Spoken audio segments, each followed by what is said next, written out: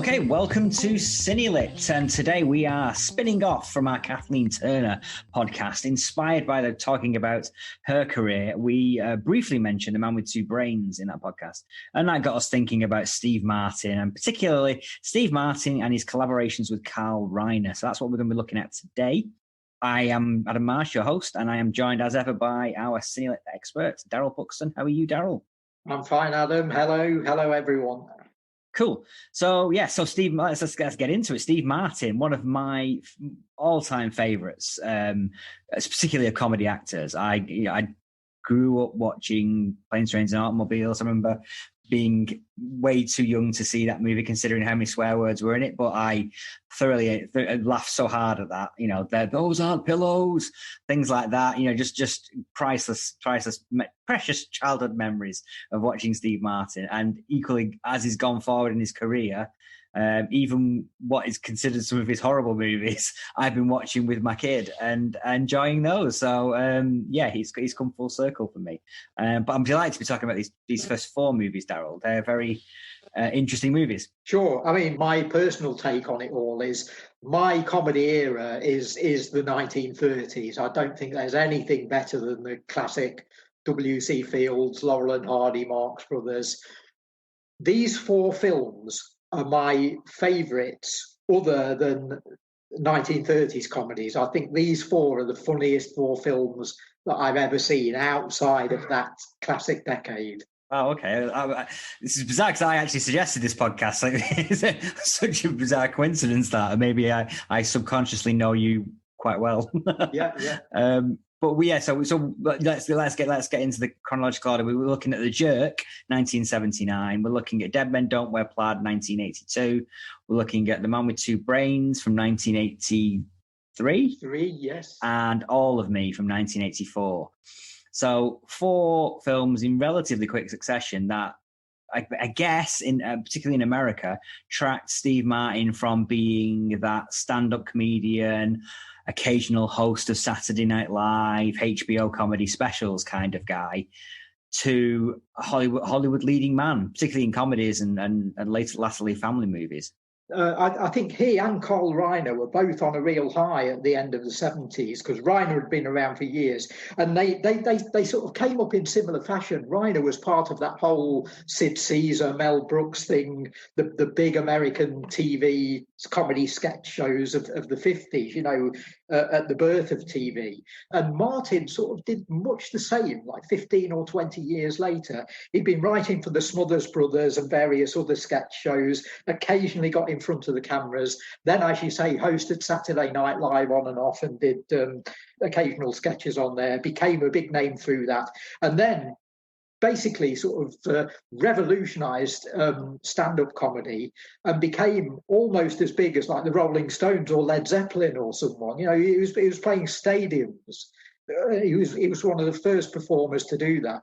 And Reiner had sort of come out of writing for television into making movies from the mid-60s onwards. And he made great films like Where's Popper in 1970 with George Segal, which is fantastic, great black comedy.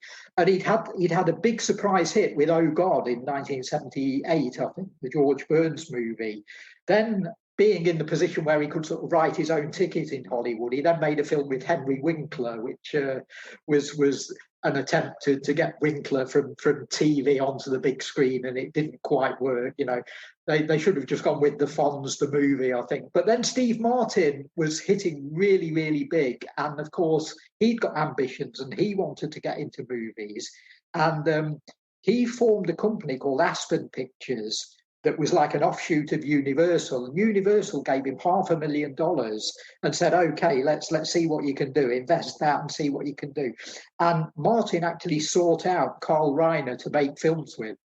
So he'd grown up as a fan, I think. And it was, he's the guy I want to work with. You can see why they would be attracted to each other, I guess. They both make very silly comedies that actually, when you look at them, are way more intelligent than they probably need to be. You know, there's a streak of cleverness that run through these movies that not many comedians would allow in their comedy movies. But Martin does, and Martin's always been that. He's been deceptively. I mean, obviously, he was massive success in stadiums, and that's because some of his humor is quite broad and physical and, wacky. Wild and crazy guy, as his catchphrase was around that period. Yeah. But there is some very specific comedy nuances in his routines that a lot of other comedians would leave out, but he probably sees that as the most important bit of his silly bit about balloon animals. It's the cleverness that they bring towards to the material that he sees as essential, I think. Yeah, I think there are elements of that in the films as well, and we'll go on to talk about that, I'm sure, as we go. And Martin took this getting into the movies business seriously, because he could have easily just carried on making millions and millions by playing the Hollywood Bowl or whatever, every couple of months. But he actually retired from comedy for 35 years in 1981. And he only came back and did a bit of stand-up in 2016. So, and again, that was just, I think that was just a sort of one-off charity performance or something. So he was so committed to reproving himself all over again as a movie star that he gave up what was his day job, or his evening job, I guess, that was making him millions and millions of dollars, and he took a risk and was so serious about it that he quit stand-up. Well, yeah, I think it shows that kind of commitment to becoming a movie star. Obviously, he would look at other comedians that have been around the stand-up comedy in the 70s and see them hitting peaks, and then it's a fickle industry, stand-up comedy. It crashes and burns fairly quick, and the next big thing comes along. So he's obviously thinking, well, I need to move into movies. Everyone wants to move into movies, I guess. And Steve Martin took it bloody seriously. He sat down, wrote a feature film, that Jerk, which basically was kind of like everything that about Steve Martin, that you think is funny about Steve Martin, from his stand-up routines, from his comedy routines on Saturday Night Live, from his HBO specials. We'll put them all into a movie and string it together so there's something for every fan out there, and hopefully it'll expose him to a wider audience. It's almost cynical in its construction, I think. Yeah. Now, on a couple of previous podcasts, when we talked about comedy films and about sort of whimsical and lightweight films, we've mentioned things like Forrest Gump in the past and one or two others, and we've referenced Voltaire's Candide as being a template that has been used in modern film. This idea of this sort of innocent character who sort of wanders around through the world and meets different people and gets into different situations, and we the reader or the viewer see a sort of life experience out of that, and it's an experience we can perhaps identify with little bits of, and that's exactly what The Jerk is. Steve used that precise template there again and had this sort of drifting character, and there are actual specific elements taken from his stand-up show or stuff that he'd done in sketches and so on. Right from the very start, the opening line of The Jerk, things haven't been easy for me. I was born a poor black child. That comes right out of his stage routine. Yeah. So you can imagine him writing his script thinking, right, I'm going to become a star. I'm going to become a movie star. Putting that down as the first line as a sort of reference. And then, right, what's line two, and going from there. So, and what line two was and what line three was, and the rest turned out to be The Jerk, and it's fantastic. What a great feature debut. Yeah, absolutely. But it definitely is a sort of like linking narrative that strings together a series of sketches. Effectively, it's not quite. It's a much more successful sketch movie than others. And it does have a central plot, but you could easily see this being one of his HBO specials, where this is the bit where Steve Martin is attacked by an assassin who picks on random people out of the phone book.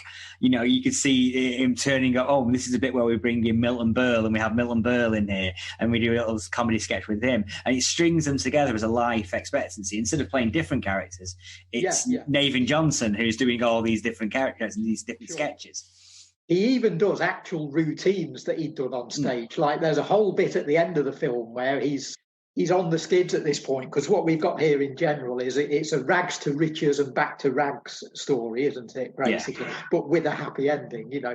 And there's a scene towards the end where his life's ruined, and you're almost in sort of Citizen Kane or Howard Hughes sort of territory at this point.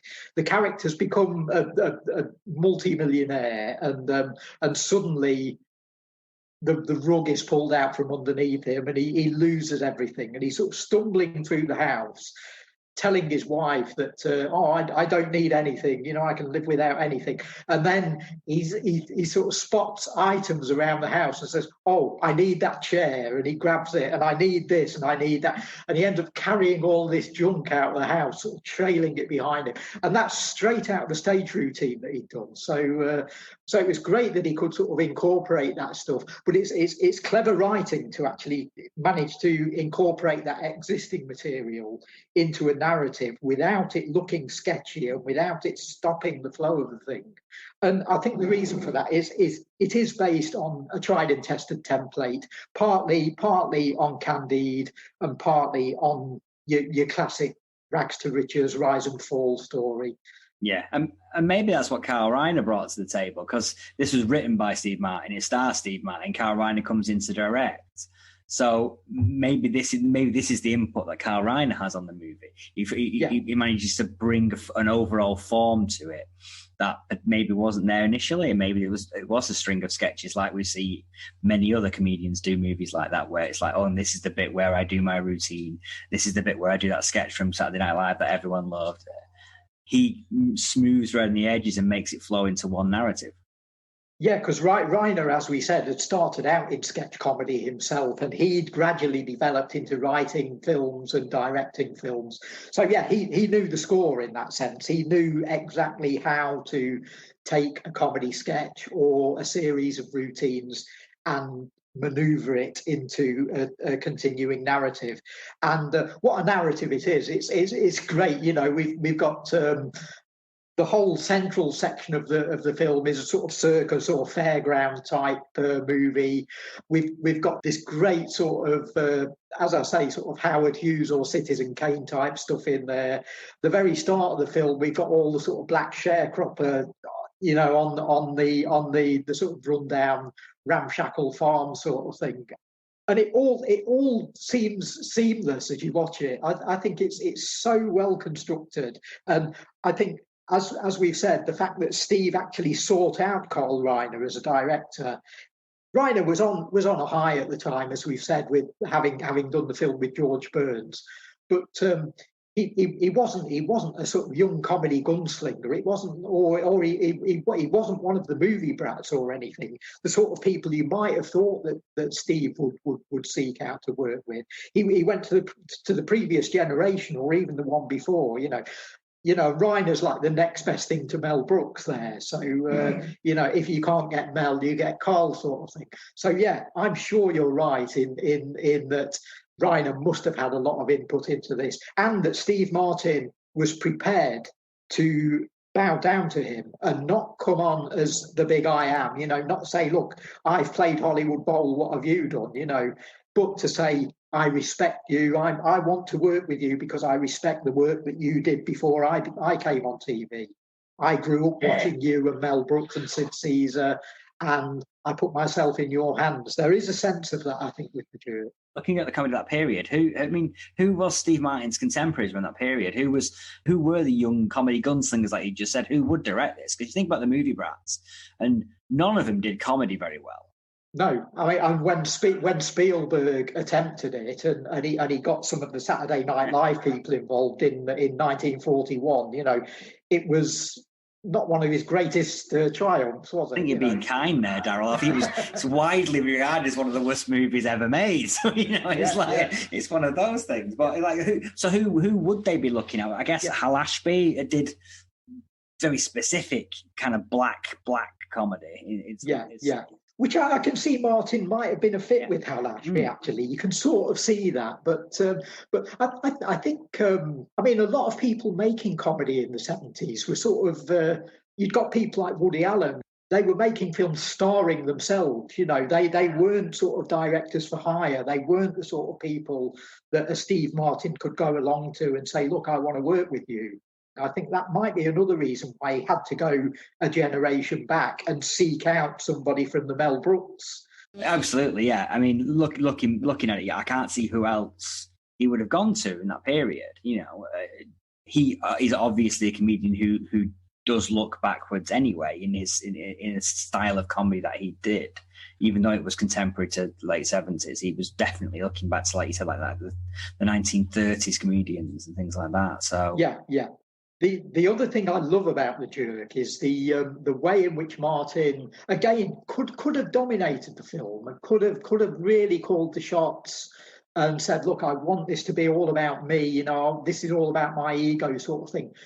The number of supporting characters in there who are absolutely excellent and who are given space by the star to do their stuff, as well as insisting on Carl Reiner being the director, he wrote the female lead for Bernadette Peters, who was then able to do it.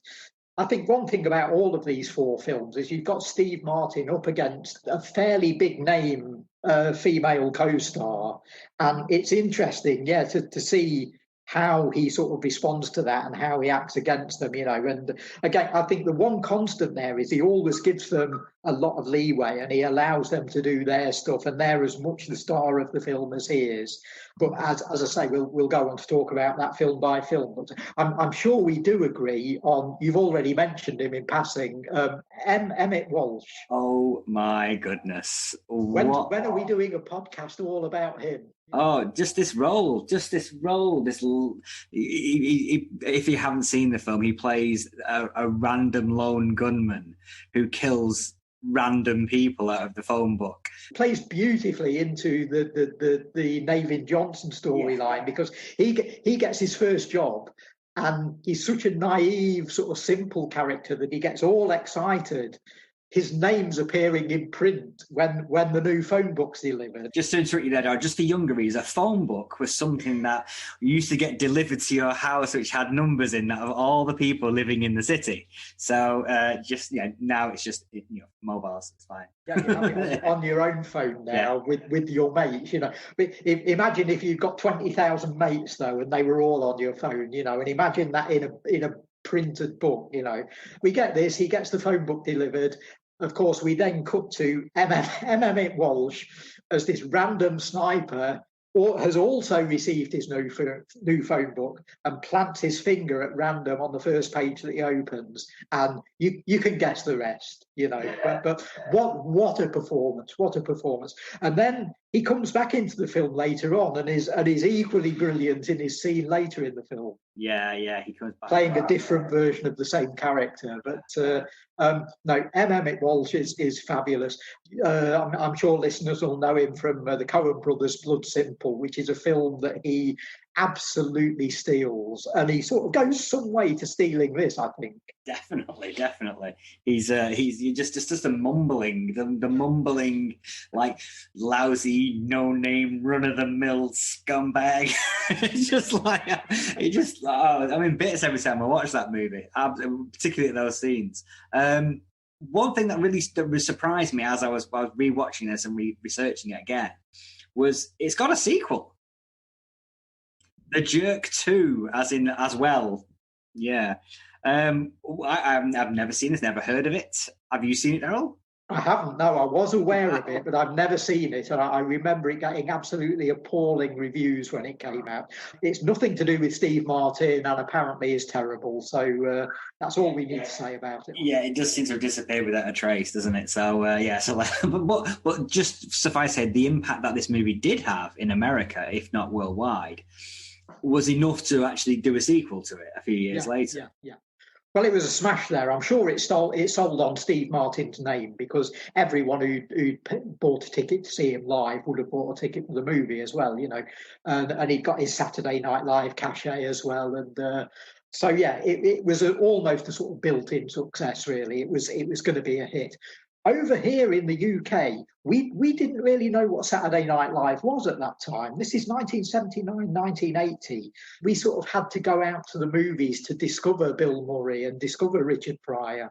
And that gradually happened as the 80s wore on. So the films we're talking about here, none of these films were hits in Britain. In fact, the two later ones that we're going to talk about, Man with Two Brains and All of Me, didn't really get much distribution in Britain. Nobody knew who Steve Martin was, and that was that. He didn't really hit big until later on with stuff like Roxanne and Trains, Planes and Automobiles. But yeah, the films with Carl Reiner have caught on outside America, I think, over the years, over time. But yeah, we should emphasise that they weren't hits in Britain, and we didn't really know who this guy was, even though he was a sensation in the States. So we got Steve Martin doing The Jerk, crazy, wacky comedy, shock of white hair, very distinctive looking. How do you follow that up, Daryl?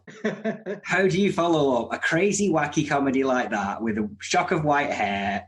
You go back to the 1940s. You go black and white, dyed black hair, film noir pastiche. It's an interesting follow-up. Yeah, Dead Men Don't Wear Plaid. Yeah, I absolutely adore this movie. It's so good. And again, it's Carl Reiner in there. This is 3 years after The Jerk. So, Martin wasn't an instant hit in Hollywood, even though The Jerk did very well. It took 3 years then before they got this next movie out. I think he'd done a couple of minor films in between. He did the Pennies from Heaven film version, didn't he? Yeah. Where he learned to dance and... But yeah, the dream team with Reiner was back by 82, and the genesis of this was they were sat together with I think it was George Guy, the writer, I think was had a meeting with them, and they were batting ideas back and forward about doing a new comedy film together. And Martin said, "Hey, there's a scene here where we could use like an old movie clip, and I could interact against it." And the light bulb went off in Reiner's head. And he just said, "That's it. We'll do the whole movie like that." Yeah, and it's brilliant. It's great. I mean, the two classic names to mention in the credits are Miklos Rocha, who did the music, and Edith Head, who did the costumes. And it was the last film, I think, for both of those. And I'm sure that if you've watched more than a dozen movies, you'll probably have encountered the names Edith Head and Miklos Rocha here and there, because they were costume designer and composer respectively on, well, a lot of the films that are excerpted in Dead Men Don't Wear Plaid, for one thing. They both go way back to the 30s, 40s, to golden age Hollywood, and they're both still around in the early 80s, and they're both working on this film.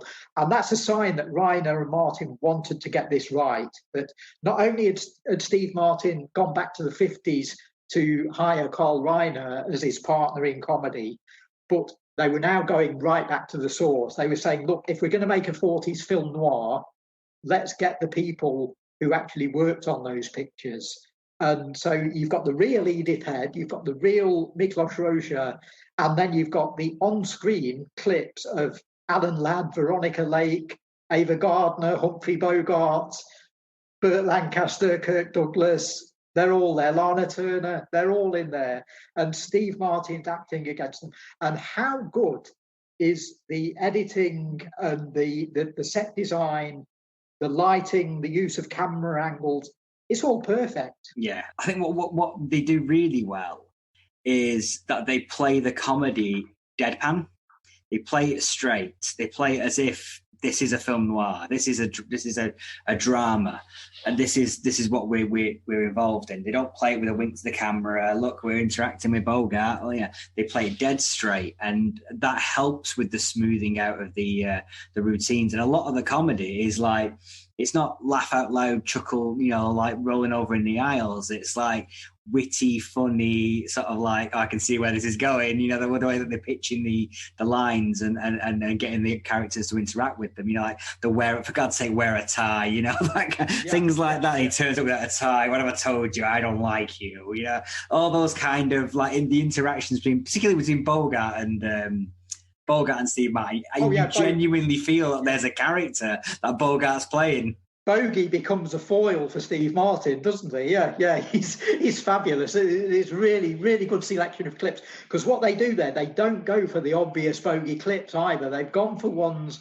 from well-known films, like In a Lonely Place and Dark Passage, but it ain't the Maltese Falcon. You know, it's not To Have and Have Not. You know, it's the Bogey that audiences might not necessarily have seen quite so much, but it works for the film and it works for that interplay that they want to get. The plot of the film is a damn good, it's a film noir. Serious film noir. It is. It's a film noir plot. Yeah. And as you say, I think that really works for the film because it gives them something to bounce off. You know, and we've been talking about the female co-stars in Martin's films and how they're a feature of these Carl Reiner movies. We've got Rachel Ward here, who's in some variable stuff at the time. She'd done a horror movie called Terror Eyes, which was pretty dreadful. She wasn't always consistent, but she's great in this. Yeah, she inhabits that sort of like 1940s, is she a femme fatale, is she not a femme fatale kind of film noir character. She looks great in the 40s outfits and she really gets the attitude, you know, and she comes equipped with the husky voice and everything. So yeah, I mean, it's funny we're talking about that because like literally we're going to get on to Kathleen Turner and The Man with Two Brains in a moment, but you seem like maybe she's miscast. She should have been in this one, playing that film noir character with her, you know, body heat and that husky voice. Fits perfectly. I'm kind of glad the way it worked out because I think Rachel Ward is the next best thing. And then if we'd had Kathleen in this, we wouldn't have had her in The Man with Two Brains, and that's not a world I want to live in. Exactly. So, yeah. Now, interesting you mentioned Kathleen, because, of course, we talked about body heat in depth on a previous podcast.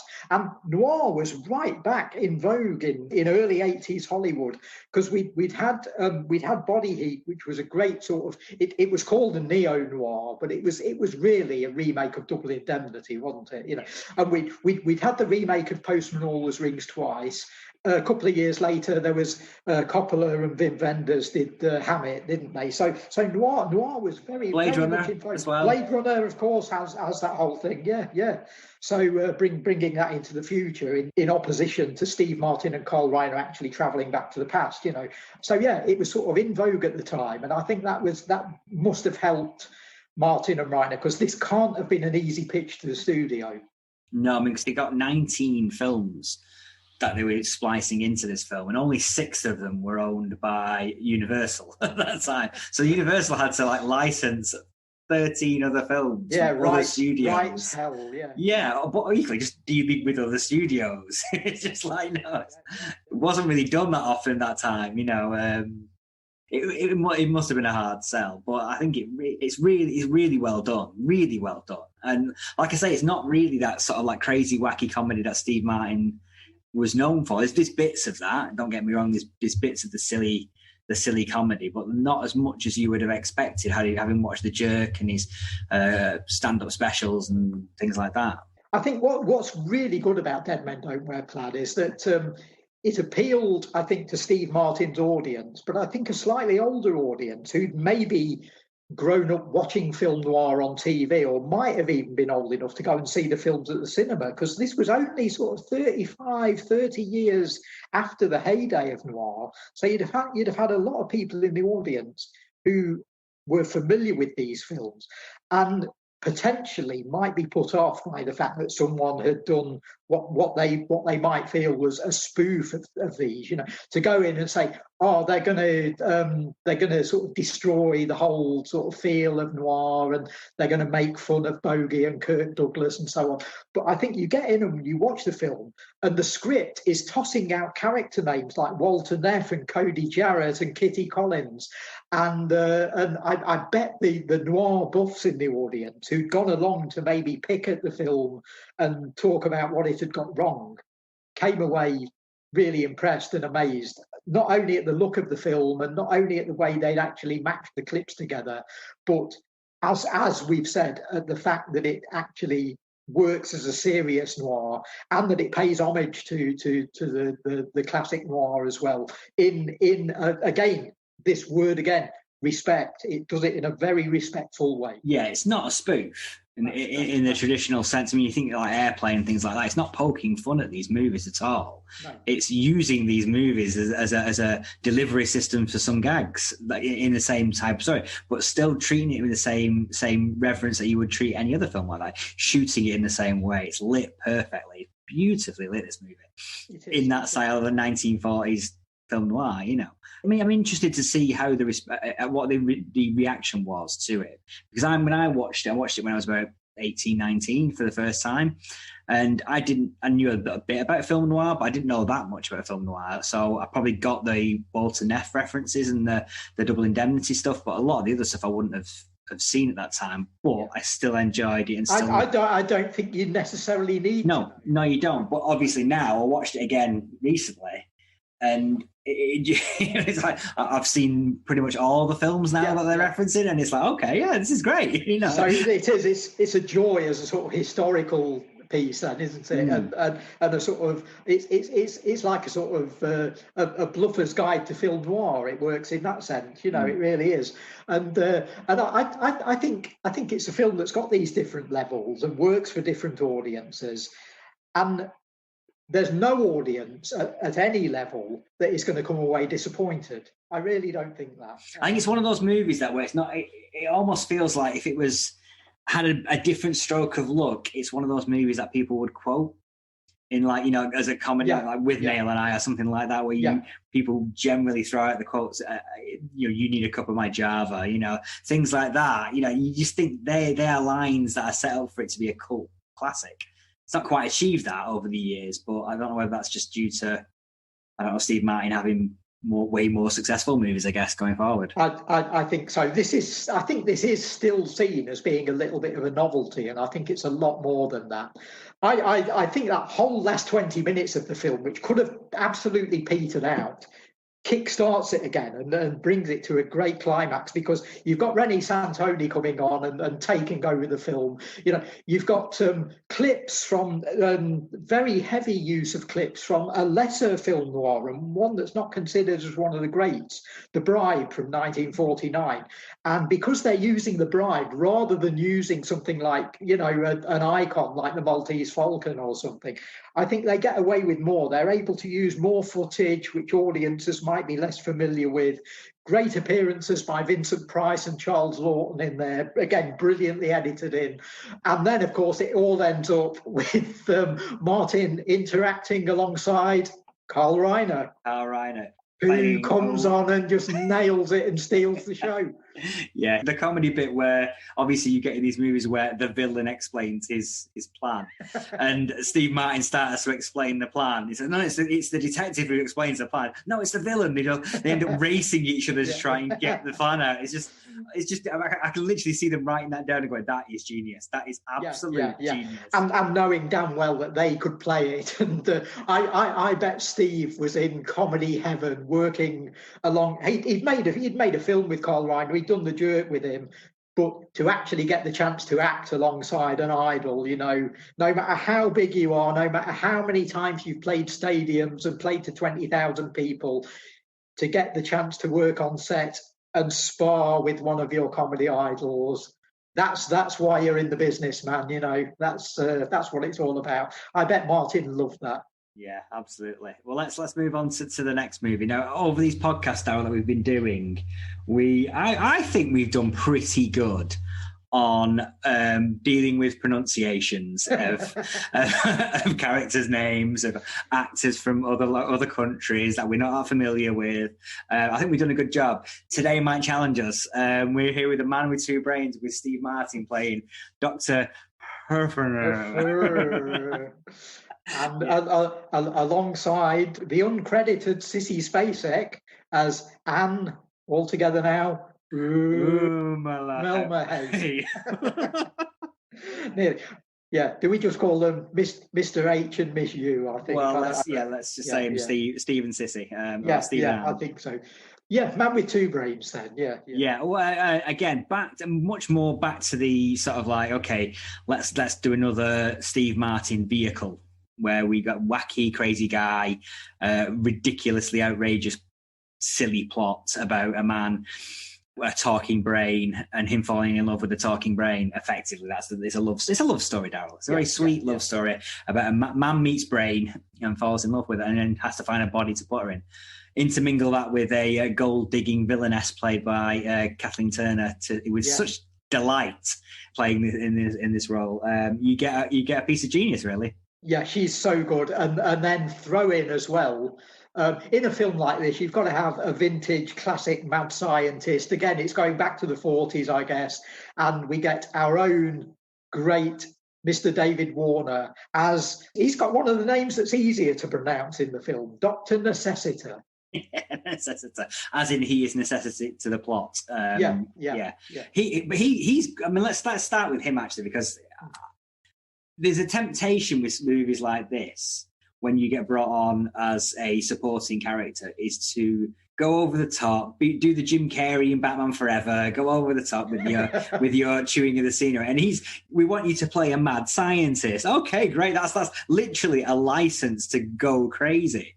And he doesn't. He underplays it. He undercuts it, and it works brilliantly alongside Steve Martin in this. But Warner had been playing this type of part in films just prior to Man with Two Brains. He'd done stuff like Tron, where he played the sort of evil villain in that, and one or two other movies around that time where he'd almost become typecast in this part as the big spooky or big scary villain, and I think it was just another day's work for him, and he could come on, he could do it in his sleep, but he could give a great performance in his sleep, and he'd take it all seriously. Again, it's back to this thing of he doesn't play the character as a comic character. No. I think it's another example there of getting it just right and getting laughs out of the straightness of the character. Yeah, no, absolutely. I mean, he plays it with as I say, like a downplayed character. I mean, the particular bit where he comes back rushing in with the brain, he needs to get it into another body.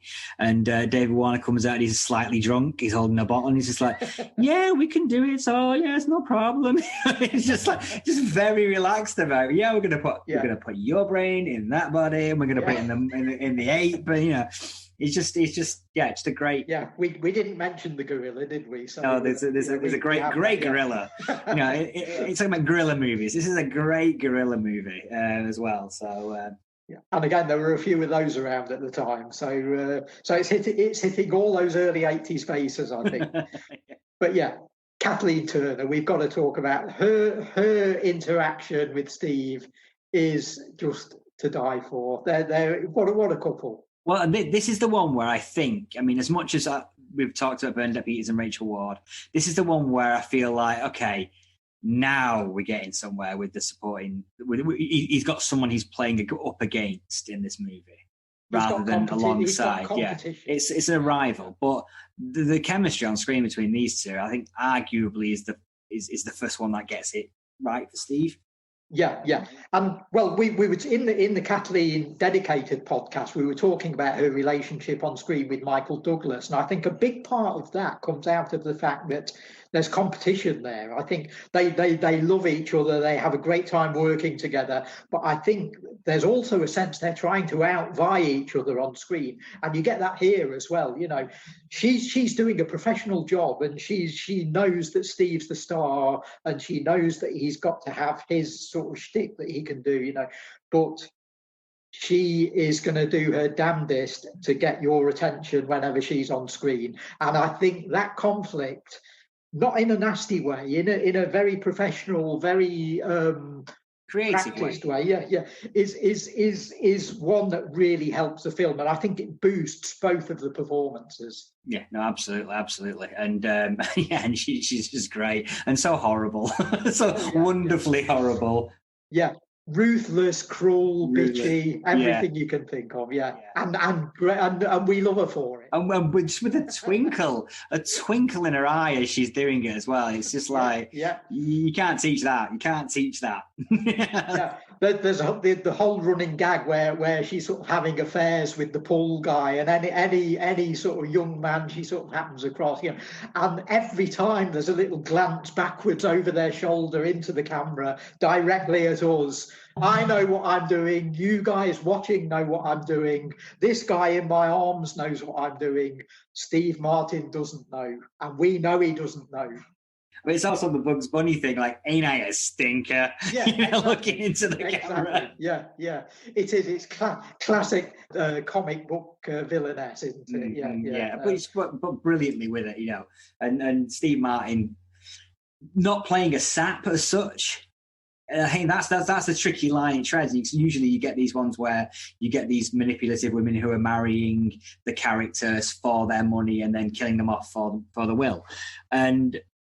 But he's not an idiot, but he gets duped. If you think about it, though, I mean, by the end of the film, not only have we seen him as a psychotic killer or someone who's attempting to be a psychotic killer, and there seems to be a little gag reference in there where he's almost at times imitating Boris Karloff in a movie called Grip of the Strangler. Very similar sort of look to his character in those scenes. But if you think about it, he's scheming just as much as Kathleen Turner is. He's trying to have an affair behind her back, but with a disembodied brain in a jar. So because it's with a disembodied brain in a jar, and you've got that comic sort of veneer to that, we're on his side, But if you really, really analyse it deep down, his character's as horrible as Kathleen's is. Yeah, possibly. I think Kathleen's pretty much out there, which helps. Which pretty helps. She kills a dog in the first 5 minutes, Daryl. Her husband dies, the dog dies. She's responsible for both deaths. We know she's the bad guy within the first 5 minutes. By contrast, Steve Martin saves somebody in a brain surgery. Well, let's say they're playing the same game, but she's in the Premier League and he's in the non-league football or whatever. So, but we do root for Steve in this, I think, and it's lovely that he always gets happy endings in these films, and they're good, feel good movies. They're all pretty short. They're all under 90 minutes. They get in and out. They do their job. And we all go away with a smile on our face and feeling good about the main character at the end, and that's what it's all about. But the specifics of the comedy of Man with Two Brains, I think, are wonderful. I mean, we don't want to start quoting lines, but if we just say the azaleas on the porch sequence, the into the mud scum queen bit, so much else. That great human pinball thing that Steve does the whole thing as well about the film's set in the modern day, but if you're doing a mad scientist movie, David Warner's got to be doing his experiments in an old Gothic castle. Not a modern condo. No. That's been redone. What we do is we get both here. And this gives us a chance to throw in the name of one of Cine Lit's favourites. Polly Platt is there yet again. And she's responsible for the look of this film. And man, does she do a great job. Yeah, I mean, I literally was watching it yesterday. And the credits started to roll, and I saw her name. I'm like, my God, I didn't realize Polly Platt was involved in this. Polly Platt, unsung hero of cinema, and I think we should definitely try and do a podcast on her in the future, definitely. And what a job she does here. Yeah, no, it's great. It's absolutely great. Especially with the condo, which is. Well, you get the opportunity to do mansions, brain surgery sets. You get mad scientists, brain in jars. You get hotel lobbies with elevators that stick between floors. Is a big thing here as well. Yeah, absolutely. So, and a phantom killer stalking the streets of Europe, killing off people. We're misled into thinking it might be Steve Martin at one point, but we'll not spoil the surprise. So, or 40 years on, So it's like the third film in this run, and it feels like the pieces are really coming together for Steve in this one. It's definitely his comedy style movie, the crazy, wacky comedy in it. But equally, you've got a very notable leading female performance in this role as well, and a fairly complete movie. And it's one of those ones where this one, and in more, I guess more accurately, at All of Me, the next one, you get that high concept comedy idea that the 80s loved so much, the elevator pitch style thing. It's called The Man with Two Brains. He's got a horrible woman who wants to kill him, and he falls in love with the brain in a jar. Boom. Yeah, give me the check. Here's $20 million. Yeah. Whereas the other two seemed more of a harder sell. Yeah. Whereas this one feels like, okay, this is a relatively easy sell to get the money for. Kathleen Turner, very hot on coming off of Body Heat. Steve Martin, relatively established star, pairing up with Carl Reiner again. It feels like, okay, yeah, this is an easier sell. Yeah, it's in vogue as well. It's got science fiction, it's got broad comedy, and it's got a little bit of horror in it. So it's touching all of those early 80s bases, I mean, this is in the era of VHS as well. So is this going to sell to rental customers on video? And boy, it did. Yeah. Cool. Okay, let's move on to All of Me. Now, All of Me is one of those movies that I saw on the back of watching all these films and felt it was the weakest of the three when I was 18. Watching them back now, I see how wrong I was, how great the film is. And yeah, I think it's just a maturity thing. I think it's much more of a mature film. I would have been 22 at the time I saw this on video release. It barely got a cinema release in this country. I think I did see it in the cinema on a late show somewhere. But yeah, I'd seen it on video first. I was 22 and I picked it as my favourite film of the year that year. He was obviously ahead of the game on me, Daryl. Yeah. As I say, I was already, even at that stage, I was a huge fan of 1930s comedy, and I thought I'll never see anything funnier than the great W.C. Fields movies or the great Laurel and Hardy films. This came damn close for me. I think this is the funniest film that I've ever seen outside of that classic period. And still to this day, it holds up. I just love All of Me. A great vehicle for Martin. It's not written by him this time. It's written by Phil Alden Robinson, who is known for things like Field of Dreams and so on, and went on from this to work on Fletch, I think, as well. I think he did uncredited work on the script for Fletch, which I know is one of your favourites. Oh, yeah. So, yeah, it's got a good script that's sort of written for Steve rather than with him this time. Based on an unpublished novel, isn't it?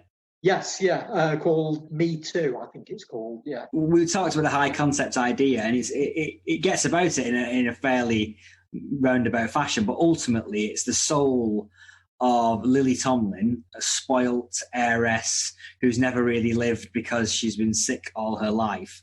She finally dies. Her soul is captured by a Hindu mystic, yeah, a yogi sort of character, and is supposed to be put into the body of a new, younger woman who was willing to sacrifice her body for this woman. But, and here's where the twist comes. Her soul goes into Steve Martin's lawyer, jazz musician body, and they end up sharing the same body, with Lily Tomlin controlling the left side and Steve Martin controlling the right side. And comedy hilarity ensues. Right, where do we start? Where do we start? I think it's one of those ones where it's like, I think this is the most complete movie of the run, of Carl Reiner's run. It's a coherent plot. It's not a traditional rom-com, but the beats it hits in the film are traditional rom-com beats. They hate each other. They begrudgingly have to team up and do stuff together. They have to help each other out, growing respect, and ultimately they fall in love. So it hits all those beats. It just hits the beats in one body, ultimately. And what a gimmick that is. And how great is it that it becomes much, much more than a gimmick because of that amazing central performance by Mr. Martin. Well, Steve Martin's obviously he's playing having two people controlling the body, right? So as you're watching, right, you should realise that it's just Steve Martin being silly. and being daft and wacky and miscontrolling his body and looking very silly. But very, very quickly, you forget that Steve's acting, and you realise, oh, this is where Lily Tomlin's controlling the body, as if that's actually happening as you're watching it. You don't completely put it out. He's that convincing. Yeah, absolutely. Yeah. There's a couple of scenes there that I think we need to talk about. But one I'll mention in passing before we do is there's one scene where he's just lying asleep on a couch, and it's a sort of nothing filler bit of a scene. Adam's miming it now for the benefit of you listeners. And Lily Tomlin's half of the body wakes up and tries to wake him up by patting him on the cheek with her hand, and it's real. Yeah. Martin plays it so well. As you've just said, you buy that it is Lily Tomlin that's controlling this side of his body. So you've got him absolutely comatose, stretched out on this couch with this hand operating like not only like a real hand, but like a real woman's hand, and with just the lightness of touch. And it's how Martin does this. One thing I'll say before we go on to sort of analyse his performance in more detail, he didn't get an Oscar nomination. We're always banging on about it. Didn't even get a sniff of the Oscars. Didn't need it. Won Best Actor at the New York Critics Circle. So all of your influential New York critics, writing for all the great New York papers and magazines, they know their stuff. We're better than the Oscars. We're going to disregard what the Oscars do, and we're going to go off on our own tangent. If there's a better acting performance than that in the 80s, I don't know. Maybe Jeremy Irons in Dead Ringers, possibly, but which is not a dissimilar sort of part. Having to play two characters. But honestly, Steve Martin, to do what he does in what is ostensibly a sort of dumb, silly comedy is remarkable. He was also nominated for the Best Golden Globe for comedy performance, comedy film, as was Lily Tomlin for Best Actress, and Lily Tomlin won the Best Actress. And now part of me thinks that yes, she's very good in this movie, but how much of Steve's performance were the voters voting for when they voted for her? Because he's controlling, he's doing the things that she's supposed to be controlling, like we just said, and a lot of it is that. A lot of it is Steve's performance of Lily Tomlin doing that. Exactly. Well, we'll go on to talk about that then. Yeah. One very good directorial decision is to use Lily Tomlin's face in mirrors and have Steve talking direct to her. I think that really helps the illusion quite a lot. The fact that she's there in some kind of semi-physical form, I think that really helps to carry the illusion. Not to denigrate from Martin's playing of it, though, which is sensational. So when he's first possessed then, and he's first having to react to the fact that he's got this soul not possessing his entire body. Again, this is the genius of Robinson's script. He's possessed on the right side of his body. That's a great concept. Can you think of any other actor that could have played that part? I don't think even Chaplin could have done that. Yeah, it's a tricky one. I don't know. I guess you're talking about the classic sort of like a Rowan Atkinson as Mr. Bean style thing. Yeah. Maybe, a Jim Carrey in his prime, possibly, But yeah, no, I don't think as effectively as Steve. I don't think anyone could have come close to this. I think it's absolutely unique. Not only in film, but in Martin's career. I don't think he's ever done anything like it before or since. But what a performance. I mean, that when he first realises, there's the initial reaction to the fact that he realises that Lily is inside half of his body. And then you get the physical stuff starts. When he starts trying to walk and his right hand goes one way and his left goes the other, and they're acting completely independently, and one's acting in a very feminine way.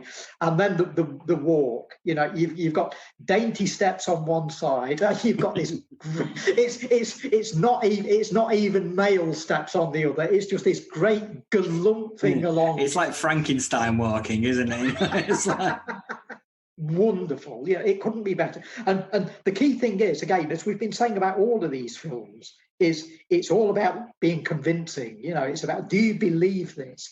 And I think that's one key thing about these four Steve Martin films, is they've all got outrageous concepts, but you believe in every single one of them. And this is the biggest stretch for an audience.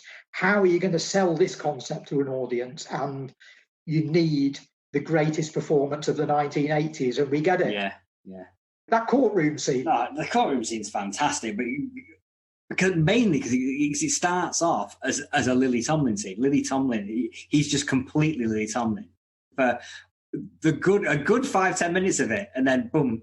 Again, it's not Lily Tomlin, is it? You know, we're sort of using that as shorthand. What you're realistically seeing is the actor Steve Martin playing the character of Lily Tomlin on screen. She's not there at all, you know, but you buy that she is. You buy that she is.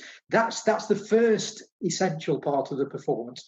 The second part of the performance is Steve's character, as we've just alluded to, is asleep. Yeah. He's also in court, working as a lawyer in court, a defense lawyer. The man on trial is the boss of the law firm. Steve's got to win this case in order to get his partnership, and he's asleep, and Lily Tomlin has got to act for him. So you've got Steve Martin playing Lily Tomlin, who then has to play a version of Steve Martin. And man, he convinces. Yeah, he's a tour de force. You know at every step of the way precisely what you're watching, and you believe it. Yeah. What he basically does, what the actor Steve Martin is doing is, instead of talking in his own character's voice, he's putting on this ludicrous, uber masculine voice. as his idea, you know, or Phil Alden Robinson or Steve or Carl Reiner's idea of how a woman talks like a man, and yet it's coming out of Steve Martin's mouth. Oh, it's just fabulous. No, it's a great sequence, and again, you kind of it's almost tricky because you do forget that it is one person playing the role. Yeah. And I think that in some way diminishes your respect for the scene because you're just following it. But the fact that you're following it in such like buying it so is a testament to the performance. In making it ultra believable, they sort of shoot themselves in the foot almost, don't they? Yeah. It's not flashy in that respect where you think, oh, and here's where he's playing the female bit, and here's where he's playing the male bit. Yeah. It's essential to the plot, and it's played as though it's essential to the plot. And yet, if you, as an exercise, take that scene as an excerpt and watch it and analyse it, you'll see it's what we're saying. It's the best acting performance of the 1980s. I think what adds to that as well is the device that when she first inhabits the body, Steve's like talking out loud at her. What are you doing in my body? Yeah. Well, yeah. And then halfway through, I think it's halfway through that scene, she goes, you know, you don't have to shout. You can just think, I can hear you. And then for the next scenes, that just adds to the comedy value because you've got him speaking out loud, him internally speaking, her internally speaking, and her using his voice. It's like 4 different layers of dialogue there. Yeah, so Steve is playing Lily as though Lily is imitating the most irritating side of what she's seen from the lawyer character. She's not portraying him in a nice way. In fact, that we even get that as the scene plays out because she starts instead of actually defending the boss of the law firm, she starts accusing him of things, and she reverts. Well, this again is Steve. We're using the word she. This is all Steve Martin playing it, you know, and but the female half of his personality reverts back to doing what Lily Tomlin's character would do and accusing the legal boss of the things that he's actually done rather than sort of lying to defend him. It works on, as you say, on about 4 or 5 levels. I can't imagine what the process was of writing that from the scriptwriter's point of view, how Steve Martin, whether he was involved in sort of helping to script that scene or what, whether he knew what his limitations and what his skills were, or if that was just delivered to him as a plain script and he took one look at that and thought, I can do this, you know, or thought, how on earth am I going to approach this? But he got there, he absolutely nails it. And it's sensational. I mean, it's one of those things that we've been talking about. Obviously, the physical demands of the role and the physical comedy all the way through during when we were talking about it. But it doesn't shirk on the sort of like the dialogue as well. I mean, one line stood out for me. He's like he's accusing before she passes away, and he's a lawyer. He gets into an argument with Edwina, Lily Tomlin's character. And he storms out shouting, "You suck all the fun out of being a lawyer," slams the door and leaves. And it's just lovely one-liners like that all the way through this movie as well, you know. Steve thought it was his... I think he looked at this movie as a different part of his career. We're lumping it in as the end of these three movies, but I think he sees it as what you say, he says, my mature film career started with All of Me and ends with LA Story. So yeah, I can see that. It does fit in because it's directed by Carl Reiner and because it's got certain elements in common with the three other films. It fits in as part of this group, but it is a transitional film, and you can actually see the birth of what Britain came to know as Steve Martin in those later films, you know, when we finally caught on to him. For all the craziness and the kookiness that this plot has, it's got a beginning, a middle, and end. You know, it's a traditional 3-act structure, Hollywood-style comedy, you know, and it rolls out that way. And, so I can see why he thinks of it as the next step in his career. It led on to things like Parenthood and Planes, Trains and Automobiles and some of the bigger successes of the late 80s for him. I think that's the really great thing about All of Me, for me, Adam, is that it's got feet in both of those camps. It is a transitional film, but it's got the best elements of both worlds. For me, it's the best of the Carl Reiner films, and it works as a Carl Reiner, Steve Martin film, but it's also a vision of the future. It's a vision of how his career is going to go and the sort of roles that he's going to play in future. Yeah, you can see Roxanne in this, can't you? You know, definitely. The quirky sort of like gimmick of big nose in Roxanne and the romantic love story, you know, that plays out alongside it. So. Yeah, and Roxanne's great, but I think for people that had seen All of Me, and a lot of Roxanne's audience hadn't, that's the point I keep making. Roxanne seemed to be the film where he got discovered over here.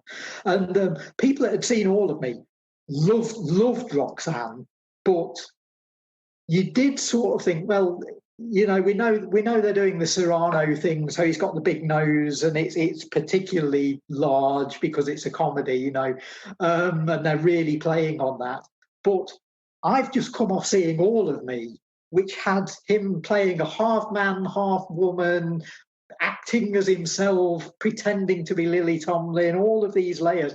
And I'm watching Roxanne and thinking, well, this is great, I'm enjoying it, but it ain't All of Me. You know, it's not quite got that complexity to it in terms of the comedy, even though it's more complex in other areas. Yeah, I think they're two interesting films there, and I think they're Steve's two best films of the 80s. It's so interesting talking from a British perspective and talking as someone who was actually there at the time watching these films as they came out, that there's this dividing line between them. There's a whole audience that didn't know that the Carl Reiner films existed. Yeah, thinking about it, my first interaction with Steve Martin was probably at the Three Amigos. Which is around 86 or something like that. So I don't know when Roxanne was 87. All right.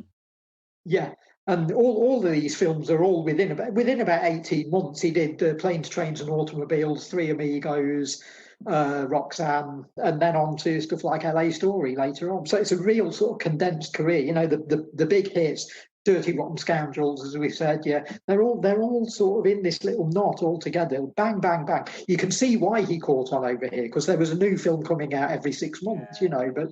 But I just wish that had happened a couple of years earlier, and I think these films would be more revered than they are. I think they're popular. People have backtracked into them and like them a lot, you know, but I don't think they've got quite the reverence of some of the later films, and I think these four are better. Yeah, no, and not equally. It's one of those things. I don't think they're available as easily as some of his later ones. You know, like you see Planes, Trains and Automobiles pop up on streaming platforms all the time, but you never see The Jerk, All of Me, Dead Men Don't Wear Plaid, and Man with Two Brains on Netflix or someone like that. You know, none of these films are on like subscription services at the moment.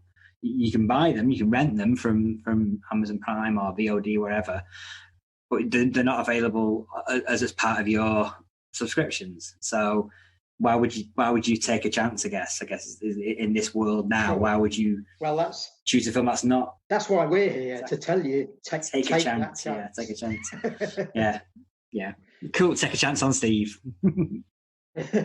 We've not really talked about Carl Reiner as much as I thought we were going to do, but I think the things that we talked about in the first two films that he brings to the table just continued on, and I think particularly in All of Me, the sort of making it feel more like a movie definitely came to the fore in this one, didn't it?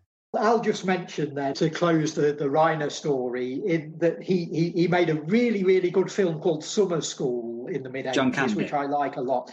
I will throw in one other thing. If you want to check out more of Steve Martin and Carl Reiner, particularly Carl Reiner, on comedians getting coffee in cars, the Jerry Seinfeld Netflix series, they're both interviewed on that, and the Carl Reiner one is possibly one of my favourite bits of TV from the last 10 years. The gimmick of the show is Jerry Seinfeld turns up in a really expensive car that he says, he claims, he's tailor-picked the car to fit the guest. I'm not quite sure I agree with that, but he rocks up in a really expensive car or a retro car and takes them out for coffee, and they have a chat in a coffee shop and he takes them back. That's the gimmick of the show. Very simple. But Carl Reiner, being in his late 90s, obviously wasn't in the mood for jetting all around. So he went to Carl's house. He rocks up. Mel Brooks is there because Mel Brooks goes over for his tea every night and watches Jeopardy. And they sat and interview Carl Reiner, and Mel Brooks is chipping in, and it just becomes a wonderful snapshot of a friendship between Mel Brooks and Carl Reiner. So yeah, heartily recommend that one. And Steve's also interviewed on that podcast, on that series as well. Yeah, so check those out if you haven't seen them before. Okay, that wraps us up with Steve Martin, Carl Reiner. I had a lot of fun watching these four movies over the last week, and I'm sure we're back in a couple weeks' time with another great subject matter. Again, I want to thank Quad and the BFI for helping support these podcasts, and we will see you again in a couple weeks' time.